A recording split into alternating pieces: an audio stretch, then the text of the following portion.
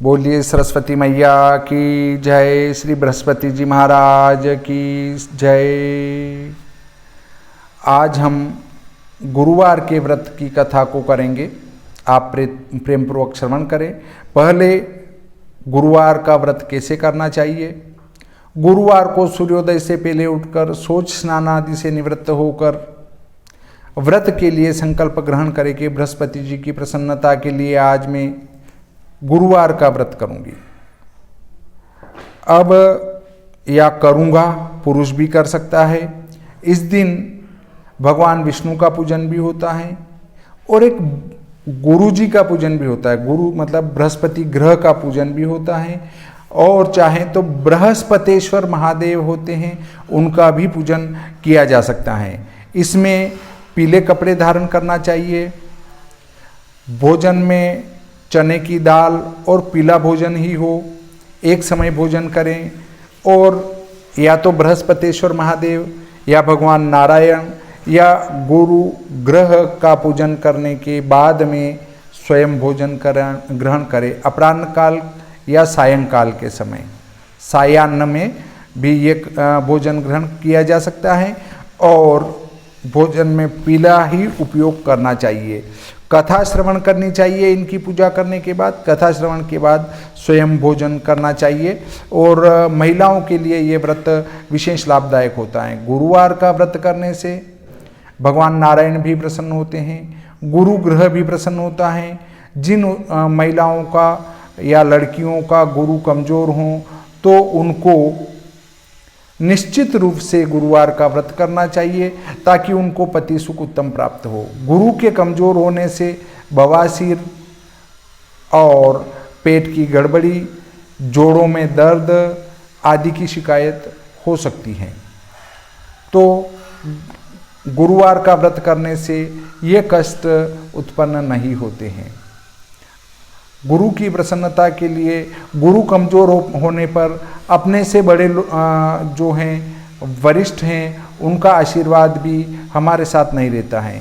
तो हमसे बड़े व्यक्तियों का आशीर्वाद ग्रहण करेंगे तो भी गुरु प्रसन्न होता है।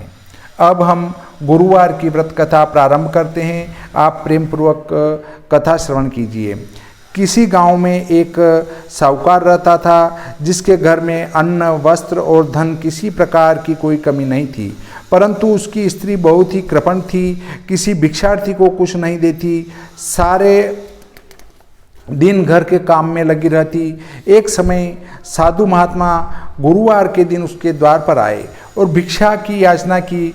स्त्री उस समय घर के आंगन में लीप रही थी। इस कारण साधु महाराज से कहने लगी कि महाराज, इस समय तो मैं घर लीप रही हूँ, आपको कुछ नहीं दे सकती। फिर किसी अवकाश के समय आना। साधु महात्मा खाली हाथ चले गए।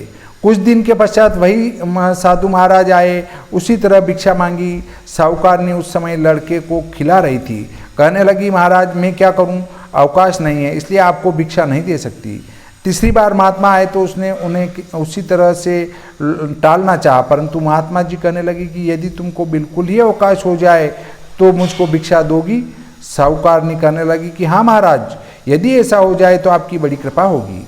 साधु महात्मा जी कहने लगे कि अच्छा, मैं एक उपाय बताता हूँ। तुम गुरुवार को दिन चढ़ने पर उठो और सारे घर में झाड़ू लगाकर कूड़ा एक कोने में जमा करके रख दो। घर में चौका इत्यादि मत लगाओ। फिर स्नान आदि करके घर वालों से कह दो उस दिन सब हजामत अवश्य बनवाएं। रसोई बनाकर चूल्हे के पीछे रखा करो, सामने कभी न रखो। सायंकाल को अंधेरा होने के बाद दीपक जलाया करो तथा बृहस्पतिवार को पीले वस्त्र मत धारण करो, न पीले रंग की चीज़ों का भोजन करो। यदि ऐसा करोगी तो तुमको घर का कोई काम नहीं करना पड़ेगा। साहूकार ने सब बृहस्पतिवार को ऐसा ही करने लगी। अब कुछ काल बाद उसके घर में खाने को दाना न रहा। थोड़े दिनों में वही महात्मा फिर आए और भिक्षा मांगी, परंतु सेठानी ने कहा कि महाराज, मेरे घर में खाने को अन्न नहीं है, आपको क्या दे सकती हूँ।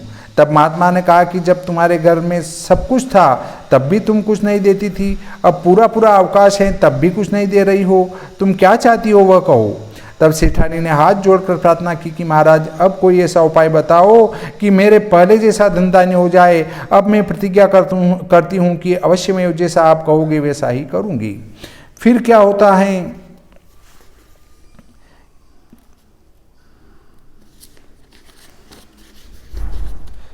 कि तब महात्मा जी ने कहा, बृहस्पतिवार को प्रातः काल उठकर स्नान आदि से निवृत्त हो घर को गोबर से लिपो तथा घर के पुरुष हजामत न बनाए, भूखों को अन्न जल देती रहा करो, ठीक सायंकाल दीपक जलाओ। यदि ऐसा करोगी तो तुम्हारी सब मनोकामनाएं भगवान बृहस्पति जी की कृपा से पूर्ण होगी।